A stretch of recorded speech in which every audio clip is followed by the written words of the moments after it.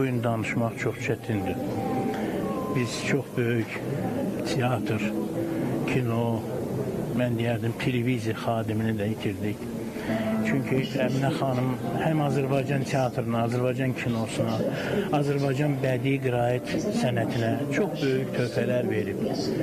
Yaradıcılığı çox genişdir, çox şaxəlidir və onun teatr fəaliyyəti unudulmazdır, onun kino fəaliyyəti unudulmazdır. Mən qeyd eləmək istəyirəm, amma Əminə xanımın dublyaj sənətində rolunu, onun səsi ilə bir çox dünya şöhrətli aktyorlar danışıb.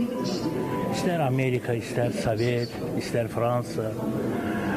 Greta Garbo'dan tutmuş Anuk Eme'yə qədər. Bunlar hamısı Əminə xanım vaxtı ilə dublyaj eləyib bu filmləri, Fransa filmlərini, İtaliya filmlərini və o unudulmaz bir insandır. Azərbaycanın bədii qiraət sənətində onun özünə məxsus yeri var idi, dəst xətti var idi. Onun billur, təsirli, unudulmaz səsi bugün də bizim qəlbimizdədir, yaşayır. Biz onu daima sevirik.